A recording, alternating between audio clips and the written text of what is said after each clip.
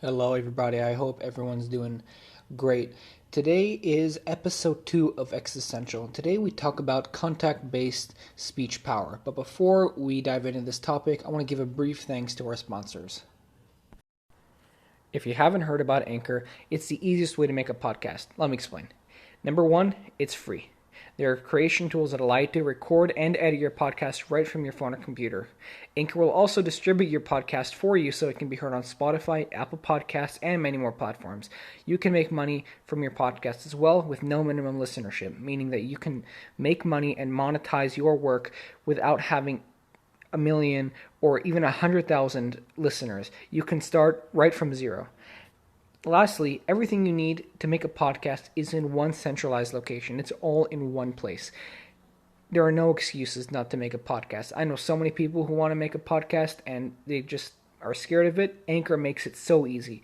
Anchor removes all the reasons why you should not make a podcast and gives you countless reasons why you should. Download the free Anchor app or go to anchor.fm to get started. And we're back. So today we talk about contact-based speech power, and this is a really interesting idea. So I believe that it's the idea that you speak differently in front of other people. It can be phrased as individual malleability, and I find this to be, when you're in tune with your circumstances.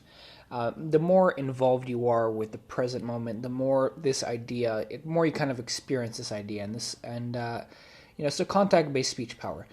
The way you talk in front of your brother is different than your friend, is different than your boss, a coworker, or a police officer, for instance, right? So you have all these different ways. So all these different people see a different John, for instance. Let's say your name is John, right? They all see a different John. Your boss sees a different John, your friend, and your brother all see a different John. And it's kind of interesting to see how much of your personality changes in front of other people. Like, they all can recognize your personality as John, right? I'm sure even over a message they can recognize, okay, this is John. But how much actually changes in the face of other people, right? Really interesting thing. Right now, in the past, this has caused me a lot of dissonance.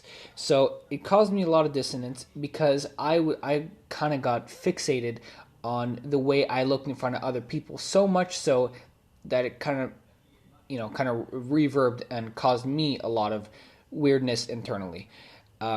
So I tried to correct myself and make myself like a concrete rock to act the same way in front of my friend, my boss, my coworker, brother, etc. So that's an interesting idea. And a lot of people, as we'll explore later, there are a lot of people who really believe that, who have a negative opinion at the thought of acting differently in front of people, right? And I actually argue that it's okay. I argue it's okay to be differently. Number one, it's expected from the other person. A police officer is understanding if you act hesitant and weird and odd, right? That's expected behavior.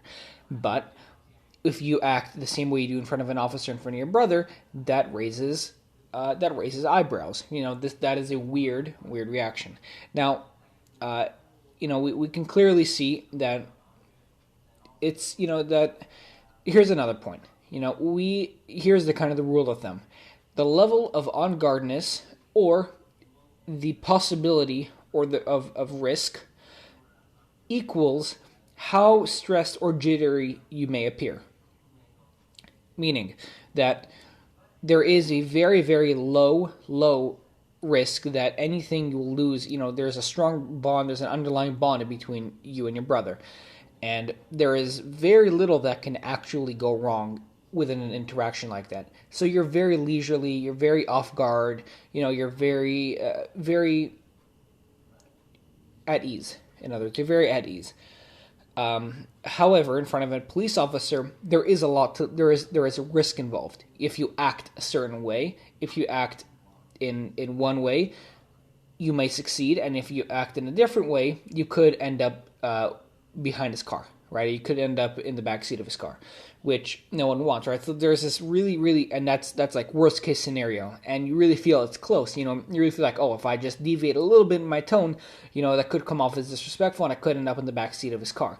And this causes a lot of distress and a lot of jittery and stress motions, right? It causes your hands to sweat and all that. Everyone's familiar with this feeling. So we entertain why. Why is this? So we kind of expand on this rule of thumb. So what you have to lose, is literally equal to the more risk you have is equal to how jittery you are. The possibility of loss is equal to the level of speech pauses and all that. I mean, I'm sure everyone. I mean, this is something everyone's familiar with. But before we dive in a little bit deeper, I want to give another thanks to our sponsors. All right, so we're back. So here's an interesting idea. I can talk normally, as I do on this episode, in front of 5,000 people, and that's not a problem at all. I'll talk with zero hesitation. Of course, with objective hesitation.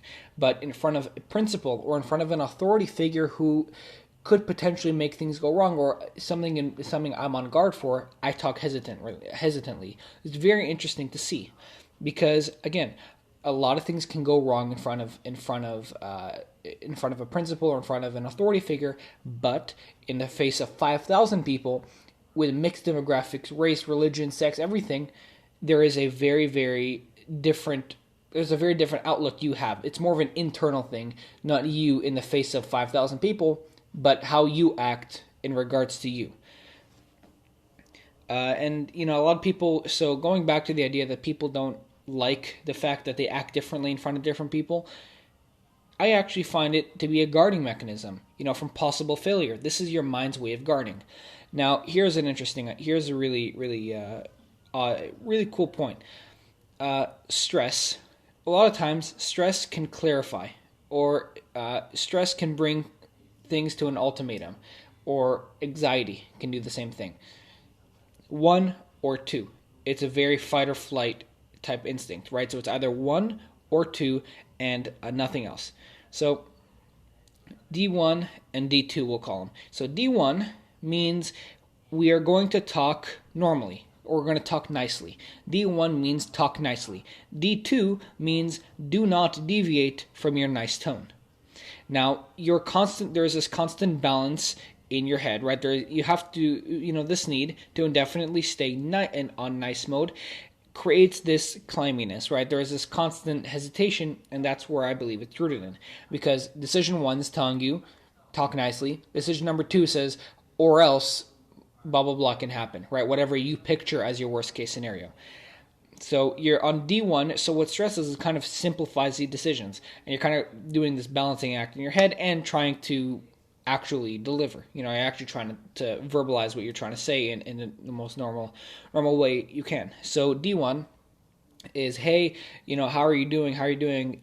Nice tone, nice everything. And D2 is constantly like a yoke on a couch or an animal, no less, trying to shape the way and trying to put everything in place to rectify any sort of discrepancy or any sort of breach in tone that could potentially make things go wrong. So we end up with a cycle. We end up with a circular cycle. So we have the authority figure, which transitions to whoa. There is a need. Then transitions to there's a need to be on nice mode, which causes stress. D1 and D2. So it clarifies that D1, D2. Then we're presented with the D1, D2 being nice decision, which in turn creates the clamminess, which in turn manifests into the speech. So we can kind of tie this into last episode. For example, like performance, we kind of let our guard down. This is something a lot of us do. Once we this is in any situation, not even with an authority figure, in any area of life, when we're in the face of any sort of hesitation or there is vulnerability involved, the more we trust someone else, the more open, the quicker we are to let our guard down. And because that's just, we trust our own analysis of a situation. We will trust our own. I just find personally that I trust my own analysis of a situation to tell me whether it's a threat or not a threat. I think it's a gift from God that we have this instinct built in us, and we have this trust for ourselves built in us. A lot of times, trust with other people, trust in regards to family, friends, family, etc. Whoever you build trust. Trust is built, especially with a partner. You'll find that trust is built. It is not something that is a given. You start off at 100%, and the trust kind of decays over time. But you see, trust is something that's built in normal human relationships, etc. But by trusting our own instinct, we're kind of born with it, or we're kind of conditioned at a young age to trust our own instincts. We're kind of taught or conditioned ourselves at a young age to trust our gut, that our gut is true, right? Like, okay, this situation is okay, this situation is not okay, this situation is potentially harmful, this situation, right? And so we end up trusting our instincts. So do you see the parallel? By the young condition, by being conditioned at young to trust ourselves, right, to kind of be born with that sense, right? We start off at 100% trust and rely on that trust, right? And with life, a lot of times people will take a hit emotionally when they they misconstrue a situation as they misinterpret it as a safe situation, but it's potentially harmful, and that kind of decays and rots the trust. But by normal human relationships, it starts from nothing, and then you build from the ground up, as opposed to the other situation. So that's a really interesting thing. So we look, like performance, we let our guard down as we assess things are not going well. Of course, not drastically. You'll notice, like, for example, when I'm in the face of an authority figure or someone who I'm kind of jittery around, oh well, I'm really better put my best face on, or else. I'll be super, super jittery in the beginning. Then once I sense there is an objective kind of, there's a calmness to the room. There's a very welcoming, okay, safe atmosphere where very little can happen. Right? There's this very small degree of trust that takes place over a certain course of time. Right? And even during a brief conversation, and people begin to let their guards down. So what I mean, how can this translate into our own analogy? So D1 would be to talk nicely. D2 is to not deviate from this. So once we sense, picture this, right? So picture what I'm saying. D1 picture it on the left, right? D1 is on the left. It says talk nicely. D2 is another box on the right that says do not deviate from this nice tone. Now, as we begin to trust the circumstances, and vulnerability is being vulnerable seems to be, it's okay. We're able to be vulnerable here. We find it to be safe. We appraise the situation, we appraise the atmosphere and the energy, and we say, okay, it's safe. This is a safe area. There is no need for on guardness, or there's no need for a strong D2, because D2 kind of will shape D1. Talk nicely. Oh, maybe I should do this tone. No, D2, talk nicely. It's this commandment. Talk normally. Talk normally. Talk normally. And when you deviate from that, right? So once you let your guard down, right, your D2 kind of calms down too, because D2 is the one that's constantly shaping the speech and the tone of D1. So once we trust the situation, D2 kind of lowers itself down, because there's not a need. There's really not an inherent need to constantly be on top. So now, before we continue, we cite a little bit of an article here, but before we continue, I want to give a brief thanks to our sponsors. And we're back. So we are going to dive into an article by Kate Ferguson over at blonde.com, and we're going to talk about an article. We're going to quote an article titled "How to Let Your Guard Down and Really Start Living Your Life." And quote: "For some reason, we think that being vulnerable is a bad thing, but allowing yourself to be in such a scary place from time to time is often what you need to really truly connect with someone." End quote. So Kate Ferguson suggests that there is a reward to letting your guard down. There is a reward to all of this. In all of life is all reward, and it's pain and reward. It's all a balance. Sacrifice, reward. That's what all of life is based on. And we see here that vulnerability is clearly no exception. We understand that, as you lower your walls, that's a very scary thing. As she points out, it is a very, very scary thing, and I'm no foreigner to this. I'm no foreigner to, the confidence, ego, vulnerability game. Right? I was there, and I'm still getting over it to this day. Like most people, very few people have really reached the end. But just sorry for going off on a little tangent there, but you know, point is there is an actual reward. There is an actual reward for as you point out being in that scary place. So what is that reward? So when you're in that reward, right? When you actually lower your guard down, when you're feeling okay, when you're feeling that when your appraisal tells you that okay, fine, the situation's okay. When you're talking to a principal, he seems intimidating, or any authority figure for that matter, that he seems intimidating because he has a lot of control and power. But once you're talking to him, you see that he's actually not as authoritative and tyrannical as you may make him out to be, and for that reason, you start letting your guard down. So that is the sacrifice.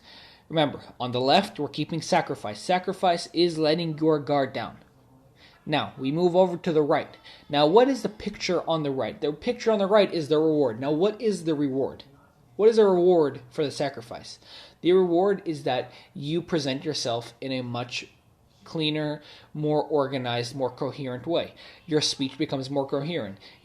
Once you become more comfortable, so does the sound of your speech. The sound of your speech becomes, instead of I was kind of there, or to yes, I was there. I actually was there earlier today. It was a really great experience.